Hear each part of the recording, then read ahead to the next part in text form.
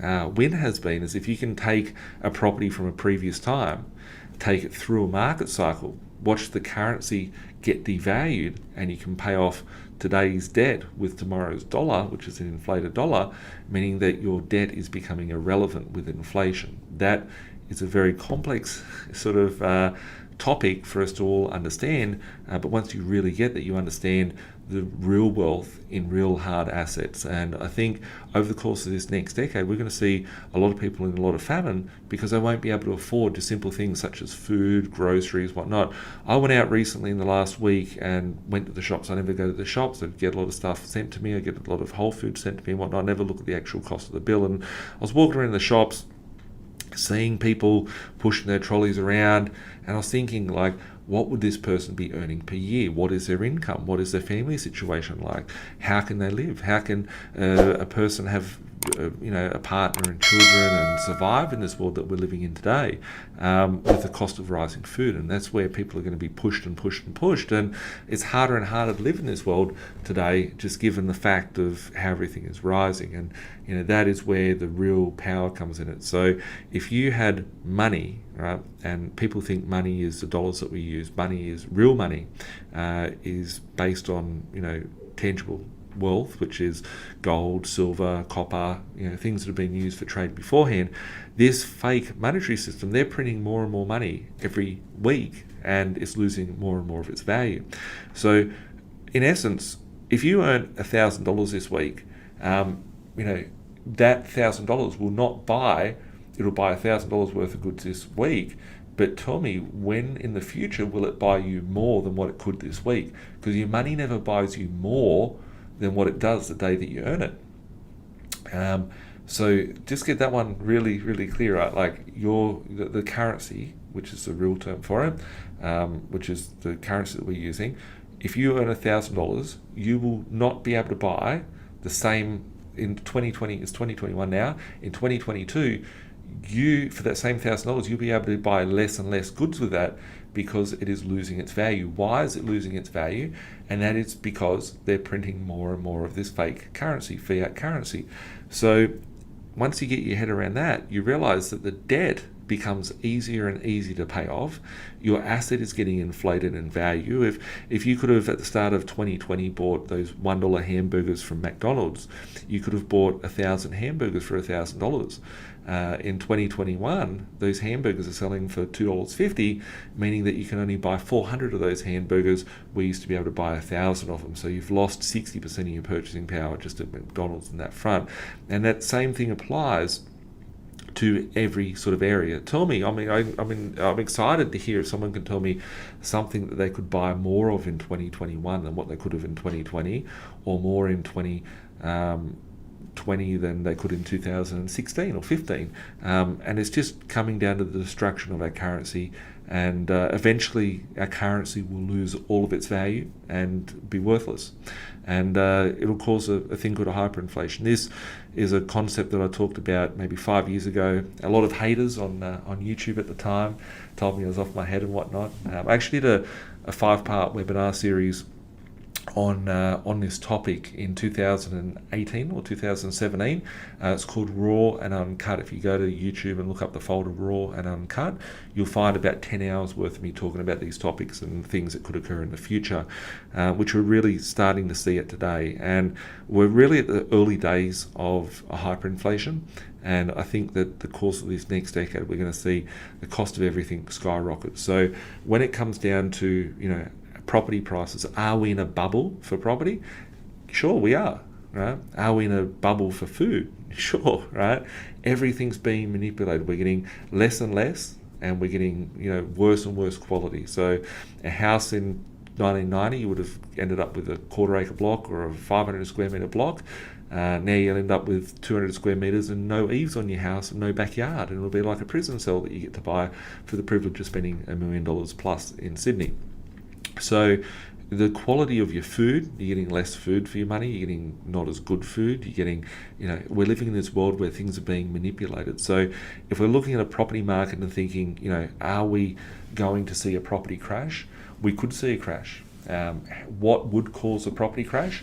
Deflation would blow this whole system up, and the central banks around the world know this. A lot of people go to their politicians and go, I'm going to vote for Liberal, I'm going to vote for Labor. They're going to do a better job. How dare the politicians do this? They're going to tax and spend or whatever. You've got the same puppet, right? It's all working with the same currency. So you're either going to have Liberal or you're going to have Labor. One will create currency and spend, or one will tax and spend. If you create currency out of thin air, there's a thing called inflation, which is a silent tax, and everybody's paying that silent tax today. Tax is meaningless because there's a greater tax out there, and that is the erosion of your currency. If you can take enough assets through this time, hold on to them for dear life, and hodl. Some of our Bitcoin and crypto friends will understand that. But hold on for dear life and take it through the currency reset that I think we'll see over the course of this decade as we enter towards 2030. It's going to be a wonderful time because you can pay off debt with fractions of currency. So going back in the 1990s, a wage of $30,000 a year would have been considered an average wage, whereas an average wage today in 2020 it could be 10 years ago it was probably 50 grand, 60 grand, 70 grand, 80. It's going higher and higher at the moment.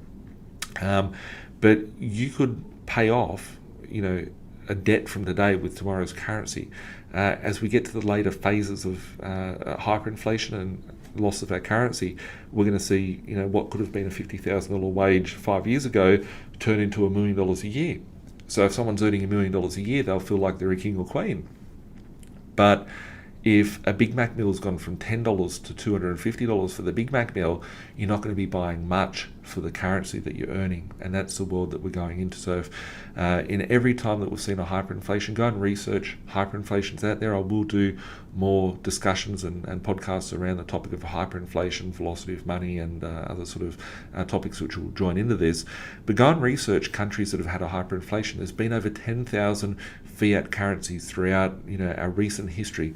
When I say recent history, over the last 1,000 years, there's been over 10,000 fiat currencies, so fake monies that have been created, like the dollar that we've got today, and they've all ended up as a zero value. Most fiat currencies have died within their first sort of 27 years of existence. However, the dollar is the longest one that we've ever seen. The dollar was actually created in 1971. Even though that we were using the dollar beforehand, the current format of our dollar was created on the 15th of August 1971. So we're almost 50 years into our currency, and it has been manipulated, and it is on its deathbed. It is going to collapse, our currency. Just make note of that. We will lose our currency in this decade. If you could take a $200,000 debt or a $300,000 debt through a currency reset, if we end up in a hyperinflation scenario where someone's on $50,000 a year income, they're suddenly on $1 million a year, but they can't afford to buy food each week to put on the table. That's a very bad position.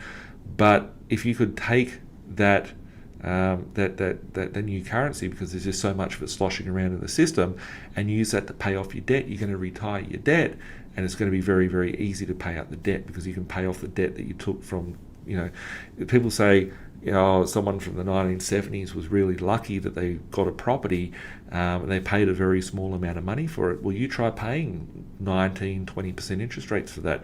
If we had a 5% interest rate environment today, and I'm just saying if we went from 2% interest rate all the way to 5%, that means that it's only 3% higher. Everybody's mortgage would probably die because they couldn't afford just a 3% increase. But we're talking about almost a 10 times increase people were paying 20, 30, 40 years ago on their interest rates from where we are today. It's not showing that the property market's a problem, it's showing that the currency is a problem and the currency is about to implode. Because if we have contraction of a monetary supply, all that money gets siphoned back out of the market and goes poof, back to money heaven, and there's no currency floating around the system for people to be able to use. And we're living in a world now which we didn't live in beforehand, whereas it's becoming easier and easier to be able to obtain debt. People literally go to their house and use it as an ATM. Do I think it's right? No. Right? People are forced to have to go and refinance their property to put an extension on. They're forced to go out and pull out money from their property and use that as a deposit to go and buy a car or whatever the case may be. It's just that we're losing our freedom, we're losing our rights, we're losing our opportunity and purchasing power.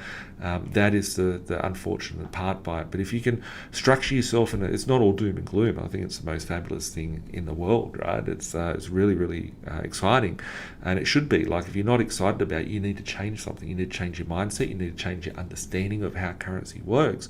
But yeah, like, we're in a world where the currency is constantly losing its value. Tell me, think about it yourself. If you think it's all, what you're saying scary, it doesn't make sense, or whatever the case may be, sit there and think, can I buy the same things as what I could have a year ago, or 5 years ago, or 10 years ago? Take the whole corona scamdemic out of the equation, and then take ourselves back to the old world we used to live in, and think about what we could do with our purchasing power. Think about what we could do with our freedom and our options. You have less and less options. So if this is the world that we live in, then what choices and what decisions can you make today which will improve your life moving forward? So